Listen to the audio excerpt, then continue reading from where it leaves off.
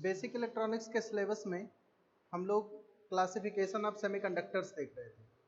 Semiconductors के classification में हमने देखा कि सेमीकंडक्टर्स को मेनली दो पार्ट में डिवाइड किया गया, intrinsic semiconductors and extrinsic semiconductors.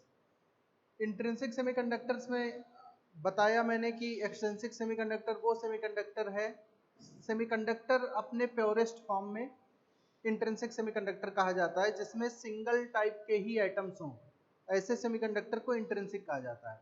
पिछले लेक्चर में हमने देखा कि इंट्रिंसिक सेमीकंडक्टर की कंडक्टिविटी कैसे टेम्परेचर बढ़ने के साथ साथ चेंज होती है। रूम टेम्परेचर पे इंट्रिंसिक सेमीकंडक्टर इंसुलेटर की तरह बिहेव करता है। टेम्परेचर बढ़ने के साथ साथ इलेक्ट्रॉन्स थर्मल एनर्जी गेन करके कोवैलेंट बॉन्ड से बाहर आ जाते हैं और एक कोवैलेंट बॉन्ड ब्रेक हो जाने से इलेक्ट्रॉन होल पेयर जनरेट होता है। जो कंडीशन है सेमीकंडक्टर का इंट्रिंसिक सेमीकंडक्टर होने के लिए वो ये है कि number of free electrons should be equal to number of holes. Number of electrons और होल्स इंट्रिंसिक सेमीकंडक्टर में इक्वल होते हैं। लेकिन पिछले लेक्चर में मैंने बताया कि रूम टेम्परेचर पे भी मान लिया सिलिकॉन लिया गया मटेरियल, कोई सेमीकंडक्टर मटेरियल हमने सिलिकॉन सेलेक्ट किया या जर्मेनियम सेलेक्ट किया, तो रूम टेम्परेचर पर आके भी इतनी ज़्यादा कंडक्टिविटी नहीं हो पाती है सिलिकॉन या जर्मेनियम की कि हम उसे कहीं सर्किट में यूज कर लें। सिर्फ एक डिवाइस बनाने में यूज किया जाता है इंट्रिंसिक सेमीकंडक्टर का, PIN diode. PIN diode construct करने के लिए इंट्रिंसिक सेमीकंडक्टर का यूज होता है। बाकी इंट्रिंसिक सेमीकंडक्टर का यूज बहुत ही लिमिटेड है। क्यों? क्योंकि इंट्रिंसिक सेमीकंडक्टर की कंडक्टिविटी बहुत ही कम है। Because of low conductivity there is no use of intrinsic semiconductors. तो अगर इस मटेरियल को हमें यूजफुल बनाना है, अगर इंट्रिंसिक सेमीकंडक्टर को यूजफुल बनाना है तो ज़रूरी है कि उसकी कंडक्टिविटी को अल्टर किया जाए, उसकी कंडक्टिविटी को मॉडिफाई किया जाए। तो सेमीकंडक्टर्स की कंडक्टिविटी को मॉडिफाई किया जा सकता है। मैंने बताया ये स्पेशलिटी है कंडक्टर्स की, सेमीकंडक्टर्स की, कि इनकी कंडक्टिविटी को मॉडिफाई किया जा सकता है, इनकी कंडक्टिविटी को बढ़ाया जा सकता है। सेमीकंडक्टर को कंडक्टर भी बनाया जा सकता है, सेमीकंडक्टर को इंसुलेटर भी बनाया जा सकता है। तो कंडक्टिविटी को मॉडिफाई करने के बाद कैसे किया जाता है मॉडिफाई? कंडक्टिविटी को मॉडिफाई कर सकते हैं, प्रोसेस है डोपिंग का। डोपिंग में क्या करते हैं कि हम सेमीकंडक्टर में एक्सटर्नल एटम इम्प्योरिटी ऐड करते हैं। इम्प्योरिटी ऐड करने के प्रोसेस को ही डोपिंग कहा जाता है। तो सेमीकंडक्टर्स की कंडक्टिविटी बढ़ाने के लिए डोपिंग किया जाता है। जैसे मान लिया इंट्रिंसिक सेमीकंडक्टर कोई सिलिकॉन लिया गया, पहले तो देख लेते हैं डोपिंग क्या होता है।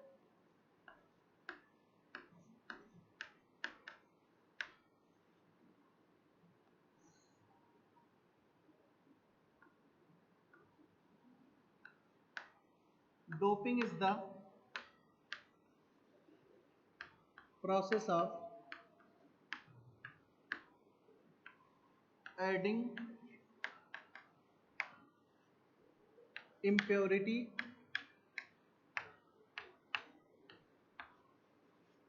in the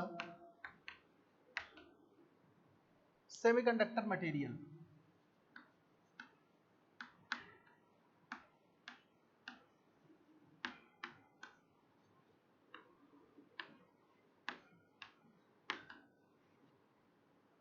अब इंट्रिंसिक सेमीकंडक्टर में इम्प्योरिटी ऐड कर दी गई और इम्प्योरिटी ऐड होने के बाद जो मटेरियल हमें मिला उसे कहा जाता है extrinsic semiconductor. So after addition of the impurity the intrinsic semiconductor is converted into the extrinsic semiconductor and extrinsic semiconductor depending on the impurity added can be classified into two types, n type semiconductor and p type semiconductor।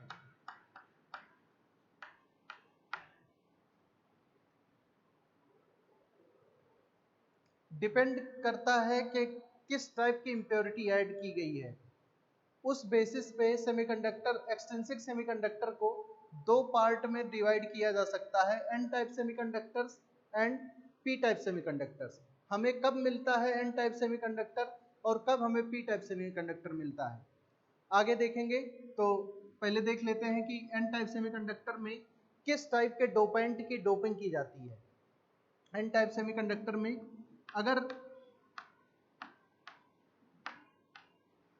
अगर pure semiconductor में pentavalent item की doping की जाए, pentavalent item means pentavalent के examples है nitrogen, phosphorus, arsenic, antimony, bismuth. अगर pure semiconductor में pentavalent impurity add की जाती है, मींस नाइट्रोजन, फास्फोरस, आर्सेनिक या एंटीमनी या बिस्मथ, इनमें से अगर कोई एटम ऐड कर दिया जाए प्योर सेमीकंडक्टर में, तो वो एन टाइप सेमीकंडक्टर में कन्वर्ट हो जाएगा। पी टाइप सेमीकंडक्टर क्रिएट करने के लिए ट्राईवैलेंट इंप्योरिटी ऐड की जाती है।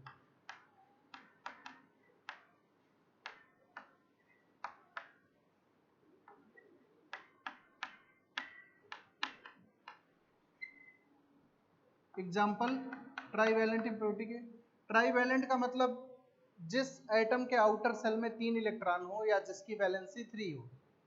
तो पेंटावैलेंट इंप्योरिटी हो गई। ट्राईवैलेंट इंप्योरिटी का एग्जाम्पल देखेंगे boron, aluminium, gallium, indium and thallium. अगर इन सारे एटम्स में से कोई भी एटम सिलिकॉन या जर्मेनियम मींस प्योर सेमीकंडक्टर में ऐड किया जाता है, अगर ट्राईवैलेंट इंप्योरिटी, तो उसके बाद हमें जो मटेरियल मिलेगा वो पी टाइप सेमीकंडक्टर मटेरियल मिलेगा। कैसे? सिलिकॉन के क्रिस्टल को हम देखेंगे, उसमें नाइट्रोजन ऐड करके देखेंगे, तब हमें पता चलेगा कि क्यों पेंटावैलेंट इंप्योरिटी ऐड करने से एक intrinsic semiconductor material N type semiconductor material में कन्वर्ट हो गया। तो पहले इलेक्ट्रॉनिक कॉन्फ़िगरेशन देखते हैं। मान लिया फास्फोरस ऐड किया जाता है सिलिकॉन में,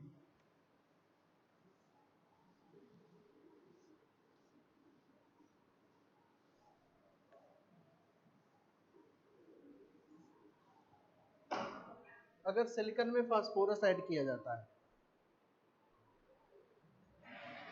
सिलिकॉन का एटॉमिक नंबर 14, इलेक्ट्रॉनिक कॉन्फ़िगरेशन देखेंगे तो 284, आउटर सेल में 4 इलेक्ट्रॉन्स, इसमें ऐड कर दिया गया, सपोज नाइट्रोजन ऐड किया जाता है, नाइट्रोजन का एटॉमिक नंबर 5, नाइट्रोजन का एटॉमिक नंबर 7, तो 2 5, नाइट्रोजन के आउटर सेल में 5 इलेक्ट्रॉन्स। तो नाइट्रोजन को, अब पहले सिलिकॉन के क्रिस्टल को देखते हैं। सिलिकॉन का क्रिस्टल आउटर सेल में, सारे एटम्स के आउटर सेल में 4 इलेक्ट्रॉन्स,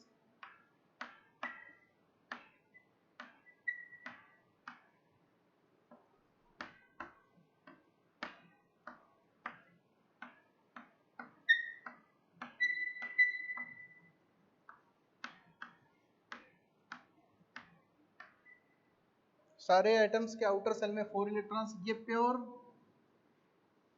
सिलिकॉन का क्रिस्टल है, जिसमें केवल और केवल सिलिकॉन के ही एटम्स होंगे, कोई इंप्योरिटी नहीं है इसमें, इंट्रिंसिक सेमीकंडक्टर है ये।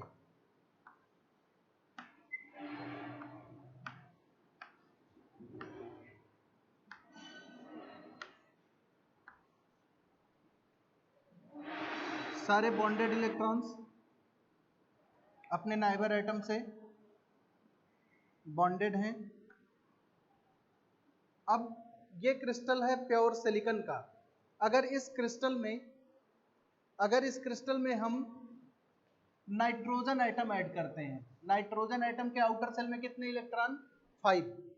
तो जब हम इसमें नाइट्रोजन एटम ऐड करेंगे तो क्या होगा, नाइट्रोजन एटम क्रिस्टल में जितने भी सिलिकॉन के एटम्स प्रेजेंट हैं उनमें से किसी एक एटम को रिप्लेस कर देगा। मान लिया हमने कि नाइट्रोजन ने इस एटम को रिप्लेस कर दिया, इसे हटा के इसका स्थान नाइट्रोजन ने ले लिया। तो अगर इसका स्थान नाइट्रोजन ने ले लिया तो क्या डिफरेंस आ जाएगा? अगर यहाँ सिलिकॉन होता तो क्या होता, अगर यहाँ नाइट्रोजन आ गया तो क्या हो जाएगा? नाइट्रोजन के आउटर सेल में कितने इलेक्ट्रॉन्स? सिलिकॉन में 4 थे, लेकिन नाइट्रोजन में 5 इलेक्ट्रॉन्स हैं आउटर सेल में, 5 इलेक्ट्रॉन्स। तो नाइट्रोजन के 4 इलेक्ट्रॉन्स जो हैं आउटर सेल के, वो तो सिलिकॉन के साथ बॉन्ड बना लेंगे,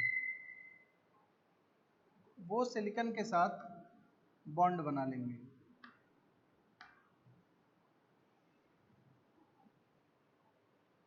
ये सिलिकॉन का क्रिस्टल है डोपिंग कर देने के बाद, जब एक नाइट्रोजन एटम सिलिकॉन में ऐड कर दिया गया है, क्योंकि नाइट्रोजन एटम के आउटर सेल में 5 इलेक्ट्रॉन्स हैं, तो नाइट्रोजन के 4 इलेक्ट्रॉन ने तो बॉन्डिंग कर लिया सिलिकॉन के साथ, लेकिन इसका 5वां इलेक्ट्रॉन जो है वो किसी के साथ बॉन्ड नहीं बना पाएगा।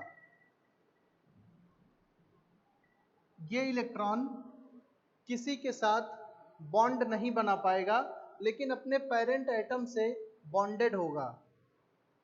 अगर हम क्रिस्टल देखते हैं 0 केल्विन पे, तो क्रिस्टल 0 केल्विन पे देखेंगे तो नाइट्रोजन के चारों इलेक्ट्रॉन सिलिकॉन के साथ बॉन्ड बना लेंगे, लेकिन एक इलेक्ट्रॉन बॉन्ड नहीं बना पाएगा, जिसे हम 5th इलेक्ट्रॉन कहते हैं, 5th इलेक्ट्रॉन। अब अगर एनर्जी बैंड डायग्राम देखें,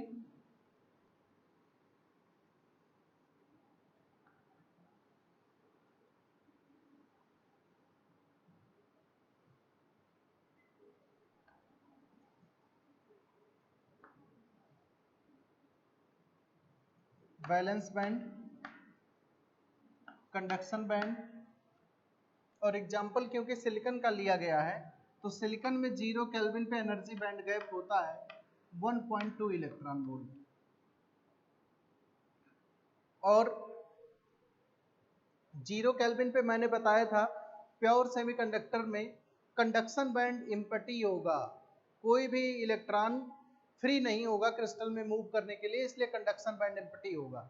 अगर ये प्योर सेमीकंडक्टर का एनर्जी बैंड डायग्राम है, प्योर सिलिकॉन का, लेकिन अगर इसमें नाइट्रोजन इम्प्योरिटी ऐड कर दी गई है तो जितने भी नाइट्रोजन आइटम ऐड किए गए हैं वो अपना एक अलग एनर्जी लेवल बना लेंगे कंडक्शन बैंड के ठीक नीचे।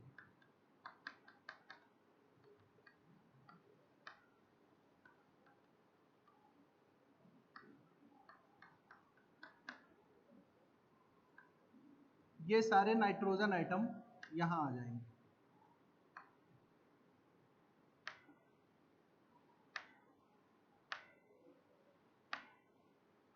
जितने इम्प्योरिटी आइटम ऐड किए गए हैं वो सारा अपना एक अलग एनर्जी लेवल बना लेंगे, और ये एनर्जी लेवल होगा सिलिकॉन के लिए कंडक्शन बैंड और इस एनर्जी लेवल के बीच में जो डिफरेंस होगा वो होगा 0.05 इलेक्ट्रॉन वोल्ट। पहले एनर्जी बैंड गैप कितना था? 1.2 इलेक्ट्रॉन वोल्ट, लेकिन जो डोनर लेवल और कंडक्शन बैंड के बीच में एनर्जी बैंड गैप होगा वो 0.05 इलेक्ट्रॉन वोल्ट होगा 0 केल्विन पे सिलिकॉन के लिए, और जर्मेनियम के लिए 0.01 इलेक्ट्रॉन वोल्ट। तो क्योंकि यहाँ सिलिकॉन का एग्जांपल लिया गया है इसलिए ये बैंड गैप 0.05 इलेक्ट्रॉन वोल्ट का होगा। ये है 0 केल्विन पे एनर्जी बैंड डायग्राम। इस एनर्जी लेवल को कहते हैं donor energy level, donor energy level. तो सेमीकंडक्टर प्योर हो या उसमें इम्प्योरिटी ऐड की जा चुकी हो, मींस सेमीकंडक्टर या इंट्रिंसिक सेमीकंडक्टर हो या एक्सट्रिंसिक सेमीकंडक्टर हो, कोई भी सेमीकंडक्टर हो 0 केल्विन पे वो कंडक्ट नहीं कर सकता है, इंसुलेटर ही रहेगा, चाहे वो इंट्रिंसिक सेमीकंडक्टर हो चाहे वो एक्सट्रिंसिक सेमीकंडक्टर हो। क्यों? क्योंकि कंडक्शन बैंड अब भी एम्प्टी है, लेकिन एनर्जी बैंड गैप कम हो गया है, तो इससे क्या होगा कि जैसे ही टेम्परेचर को हम बढ़ाना शुरू करेंगे, जैसे ही हम टेम्परेचर को बढ़ाना शुरू करेंगे 0 केल्विन से 300 केल्विन तक, जैसे ही टेम्परेचर को हम बढ़ाना शुरू करेंगे 0 केल्विन से 300 केल्विन तक, क्या होगा, जैसे ही टेम्परेचर बढ़ना शुरू होगा ये इलेक्ट्रॉन, फिफ्थ इलेक्ट्रॉन जो है वो नाइट्रोजन को छोड़ के क्रिस्टल में मूवमेंट करने के लिए फ्री हो जाएगा। तो जैसे जैसे टेम्परेचर बढ़ता जाएगा, जैसे जैसे टेम्परेचर बढ़ता जाएगा ये फिफ्थ इलेक्ट्रॉन कंडक्शन बैंड में जाने लगेंगे।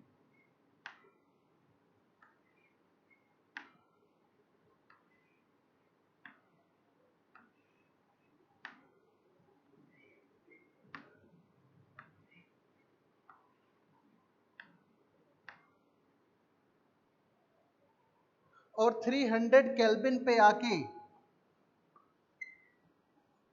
300 केल्विन तक आते आते सारे इलेक्ट्रॉन्स, सारे फिफ्थ इलेक्ट्रॉन्स नाइट्रोजन डोनेट कर देगा कंडक्शन बैंड में। अब क्योंकि नाइट्रोजन यहाँ जितने भी एटम हम नाइट्रोजन के ऐड करेंगे हर एटम क्रिस्टल को एक एक इलेक्ट्रॉन डोनेट कर देगा, इसलिए पेंटावैलेंट इम्प्योरिटी को डोनर इम्प्योरिटी भी कहा जाता है।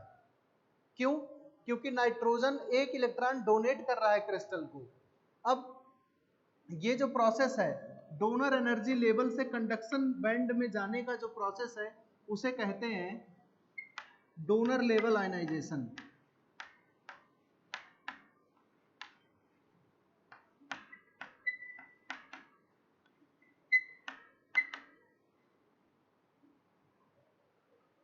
जीरो केल्विन पे नाइट्रोजन के सारे fifth electrons donor energy level पे थे, जैसे जैसे टेम्परेचर बढ़ने लगा fifth electron donor energy level को छोड़ के कंडक्शन बैंड में जाने लगा, और 300 केल्विन पर सारे इलेक्ट्रॉन, सारे fifth electrons donor energy level से कंडक्शन बैंड में जा चुके होंगे। इस प्रोसेस को, ये जो मूवमेंट है डोनर एनर्जी लेवल से कंडक्शन बैंड में जाने का, ये जो प्रोसेस है उसे डोनर लेवल आयनाइजेशन कहते हैं। इंपॉर्टेंट पॉइंट, 300 केल्विन पे डोनर लेवल आयनाइजेशन कंप्लीट हो चुका होता है, मींस 300 केल्विन पे सारे इलेक्ट्रॉन्स, सारे फिफ्थ इलेक्ट्रॉन्स कंडक्शन बैंड में जा चुके होते हैं।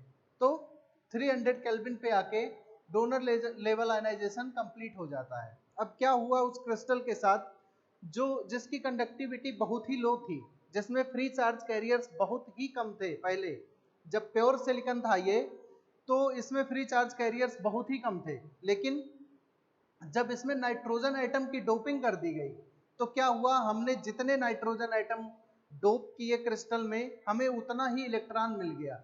मान लिया हमने डोपिंग की 10 पावर 16 नाइट्रोजन एटम्स की, मान लिया इतने एटम ऐड कर दिए गए पर सेंटीमीटर क्यूब में, सिलिकॉन के पर सेंटीमीटर क्यूब में 10 पावर 16 नाइट्रोजन एटम्स ऐड कर दिए गए, तो इतने इलेक्ट्रॉन अब हमें पर सेंटीमीटर क्यूब मिल जाएंगे। क्यों? क्योंकि प्रत्येक नाइट्रोजन का एटम एक एक इलेक्ट्रॉन डोनेट करेगा, तो अगर नाइट्रोजन के एटम इतने हैं तो इतने ही फ्री इलेक्ट्रॉन्स हमें मिल जाएंगे। क्या हुआ क्रिस्टल के साथ, कंडक्शन बैंड पहले एम्प्टी था, जैसे हमने डोपिंग की और टेम्परेचर बढ़ाया तो जितने भी एटम्स हमने डोप किए थे उन्होंने एक एक इलेक्ट्रॉन डोनेट कर दिया गया। अब ये इलेक्ट्रॉन्स क्रिस्टल में घूमने के लिए फ्री हो गए, जिससे क्रिस्टल की कंडक्टिविटी बढ़ गई। तो अगर कंडक्शन बैंड को देखा जाए, पहले एम्प्टी था, अब डोनर लेवल आयनाइजेशन होने की वजह से कंडक्शन बैंड में इलेक्ट्रॉन्स आने लगे। दूसरा, जब हमने देखा था इंट्रिंसिक सेमीकंडक्टर में कि टेम्परेचर बढ़ने के साथ साथ इंट्रिंसिक सेमीकंडक्टर में क्या होता है, कोवैलेंट बॉन्ड ब्रेक होते हैं और इलेक्ट्रॉन कोवैलेंट बॉन्ड से बाहर आ जाता है और यहाँ एक होल क्रिएट हो जाता है। तो साथ ही साथ ये प्रोसेस भी चलता रहेगा। डोनर लेवल आयनाइजेशन तो चल ही रहा है इम्प्योरिटी ऐड करने की वजह से, लेकिन जो इंट्रिंसिक सेमीकंडक्टर में प्रोसेस हो रहा था बॉन्ड ब्रेक होने का, बॉन्ड जुड़ने का, बॉन्ड फिर से बनने का, तो बॉन्ड टूटना, बॉन्ड बनना, ये सब चलता रहेगा। तो क्या होगा, बैलेंस वैलेंस बैंड में एक होल बनेगा और ये एक इलेक्ट्रॉन जंप कर जाएगा कंडक्शन बैंड में।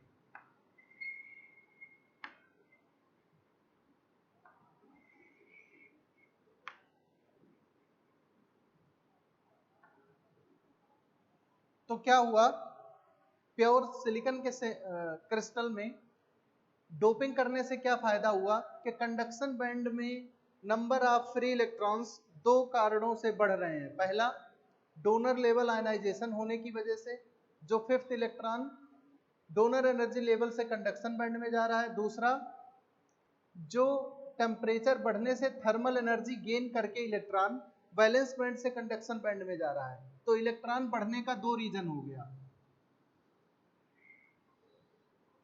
एक तो मान लिया इतना आइटम हमने ऐड कर दिया था 10 पावर 16, तो 10 पावर 16 इलेक्ट्रॉन्स बढ़ गए कंडक्शन बैंड में। साथ ही साथ जितने होल्स होंगे बैलेंस बैंड में उतने इलेक्ट्रॉन्स और बढ़ गए कंडक्शन बैंड में। तो इस तरीके से number of free electrons crystal में बहुत ज़्यादा हो गए। जबकि अगर होल्स को देखा जाए तो कुछ होल्स इन इलेक्ट्रॉन्स के साथ रिकम्बाइन भी होंगे, फिर से बॉन्ड बनाएंगे और होल्स की संख्या कम हो जाएगी। तो डोपिंग के बाद क्या हो रहा है, पेंटावैलेंट एटम के डोपिंग के बाद क्या हो रहा है, इलेक्ट्रॉन्स की संख्या बढ़ रही है और होल्स की संख्या घट जाएगी रिकम्बिनेशन होने की वजह से। तो अगर देखा जाए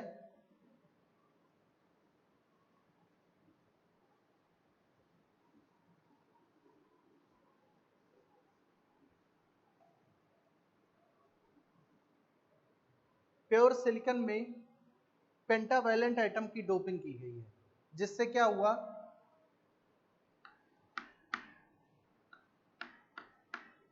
number of free electrons are increasing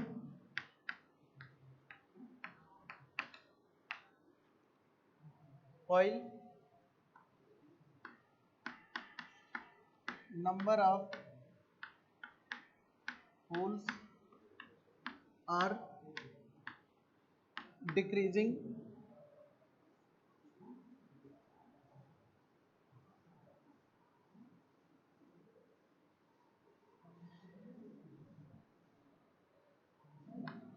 due to recombination।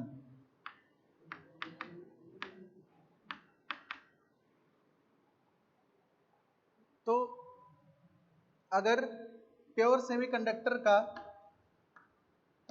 Pure silicon का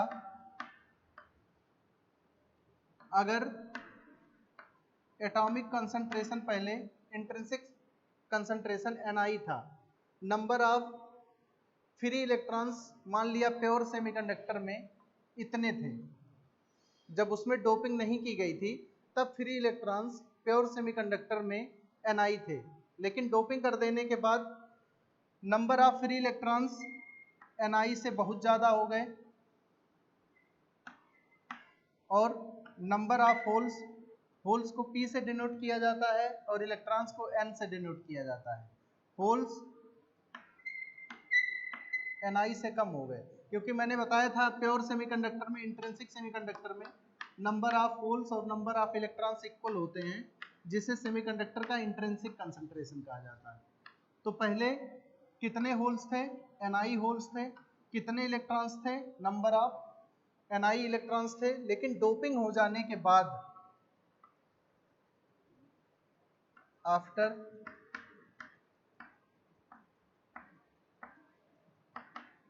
addition of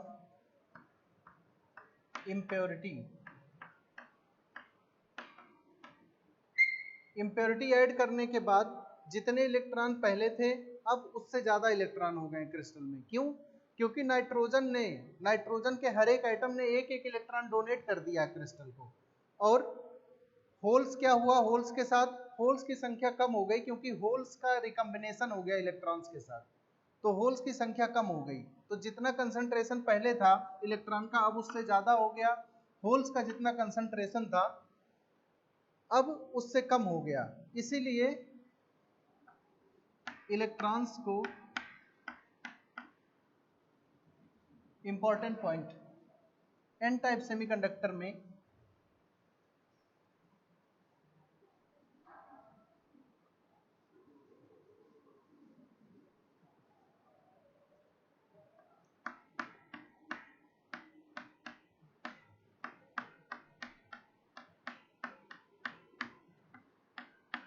N type semiconductor में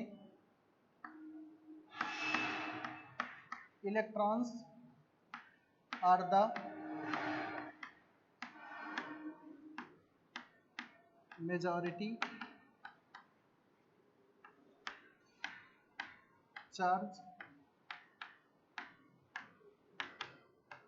carriers and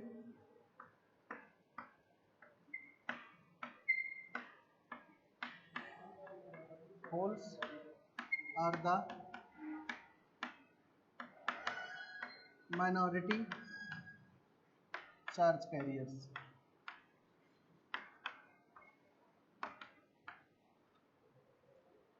N type semiconductor में इलेक्ट्रॉन्स क्यों मेजॉरिटी चार्ज कैरियर्स हैं?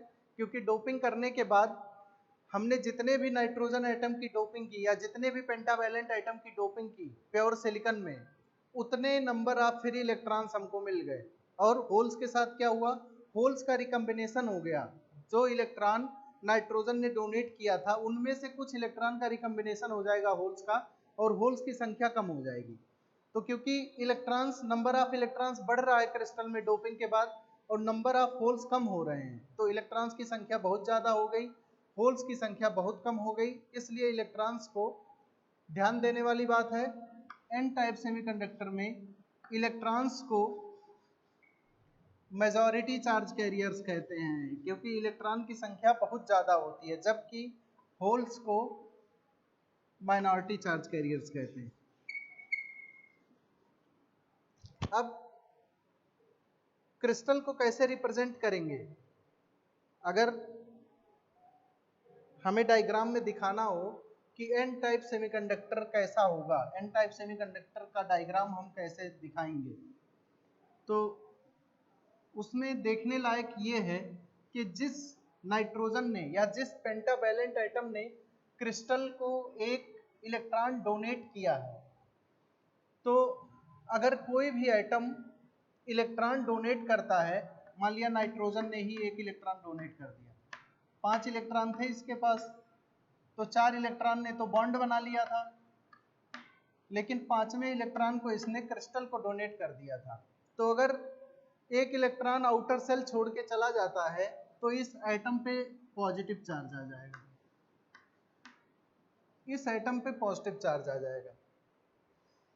तो इसमें ध्यान ये देना है कि हम जब एन टाइप सेमीकंडक्टर का क्रिस्टल ड्रा करेंगे, जब डायग्राम बनाएंगे इसका, तो हम ये पॉजिटिव चार्ज भी दिखाएंगे और इन इलेक्ट्रॉन्स को भी दिखाएंगे। लेकिन ध्यान देने लायक बात यह है कि ये पॉजिटिव चार्ज एटम पे है और एटम खुद नहीं मूव करेगा क्रिस्टल में।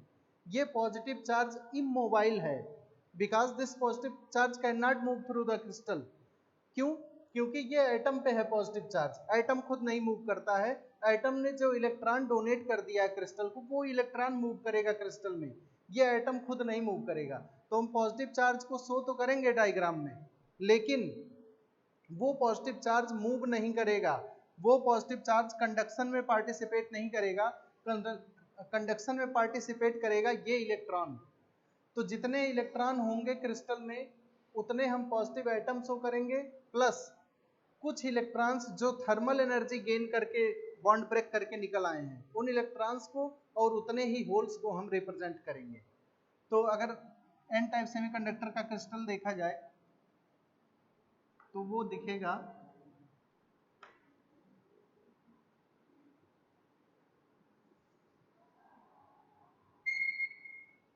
पहले तो हमने जितने इम्प्योरिटी एटम ऐड किए थे, जितने इम्प्योरिटी एटम ऐड किए थे सबने एक एक इलेक्ट्रॉन डोनेट कर दिया और सारे एटम पे पॉजिटिव चार्ज आ गया।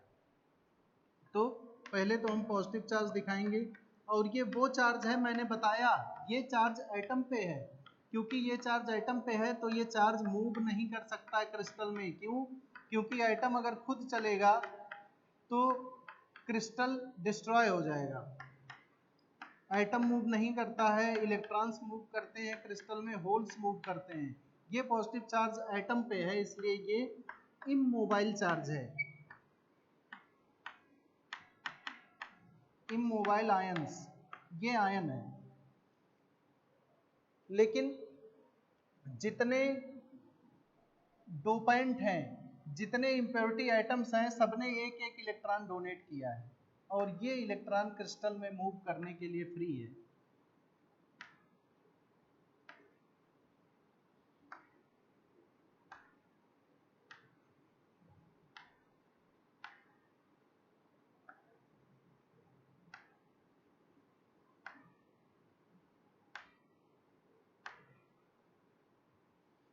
ठीक है, तो ये तो वो सारे इलेक्ट्रॉन हैं जो नाइट्रोजन ने डोनेट किया है क्रिस्टल को। लेकिन कुछ इलेक्ट्रॉन्स टेम्परेचर बढ़ने की वजह से भी जनरेट हुए हैं।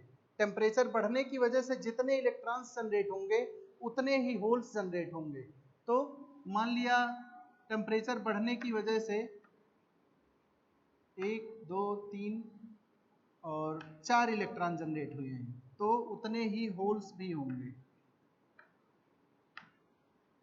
इसलिए यहाँ ये क्रिस्टल देखने से भी पता चल जाएगा कि इलेक्ट्रॉन्स मेजॉरिटी चार्ज कैरियर्स हैं। इलेक्ट्रॉन्स की संख्या बहुत ज़्यादा है इस क्रिस्टल में और होल्स बस 4 ही हैं इसमें। तो क्योंकि होल्स जनरेट होने का एक ही रीजन है, टेम्परेचर बढ़ने की वजह से थर्मल एनर्जी गेन करके इलेक्ट्रॉन बॉन्ड से बाहर आ गया। जितने इलेक्ट्रॉन बॉन्ड से बाहर आएंगे उतने होल क्रिएट हो जाएंगे। लेकिन इलेक्ट्रॉन्स की संख्या बढ़ने का 2 रीजन है, एक तो थर्मल एजिटेशन की वजह से, दूसरा जो नाइट्रोजन एटम ने इलेक्ट्रॉन डोनेट किया है इस वजह से भी इलेक्ट्रॉन बढ़ रहे हैं। तो इलेक्ट्रॉन की संख्या बहुत ज़्यादा हो जाएगी। अब देखें इस एन टाइप, ये ध्यान रखना है कि एन टाइप सेमीकंडक्टर का क्रिस्टल कैसा होगा, डायग्राम कैसा होगा। ये एन टाइप सेमीकंडक्टर है। एन टाइप सेमीकंडक्टर में हम शो करेंगे positive immobile charges, majority charge carriers electrons और माइनॉरिटी चार्ज कैरियर्स होल्स। तो होल्स, इलेक्ट्रॉन्स और इमोबाइल आयंस, तीन चीजें इसमें शो करना जरूरी है। इमोबाइल आयंस, इलेक्ट्रॉन्स और holes. Electrons majority charge carriers हैं और होल्स माइनॉरिटी चार्ज कैरियर्स हैं। अब ये अगर देखा जाए कि एन टाइप सेमीकंडक्टर पे टोटल एज ए होल अगर क्रिस्टल को देखा जाए तो क्रिस्टल पे चार्ज कैसा होगा, पॉजिटिव चार्ज होगा, नेगेटिव चार्ज होगा या क्रिस्टल न्यूट्रल होगा।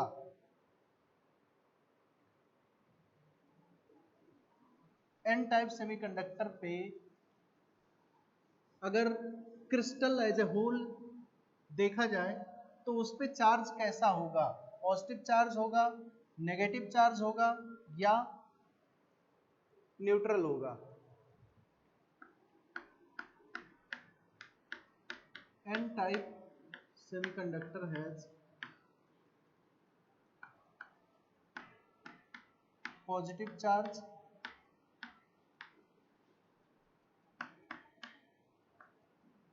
या नेगेटिव चार्ज या this crystal is electrically neutral. एक और ऑप्शन, नन ऑफ दीज। इसे डिस्कस करेंगे नेक्स्ट लेक्चर में। नेक्स्ट लेक्चर में पी टाइप सेमीकंडक्टर देखेंगे और पी टाइप सेमीकंडक्टर कंप्लीट होने के बाद फिर पीएन जंक्शन डायोड शुरू किया जाएगा। Thank you.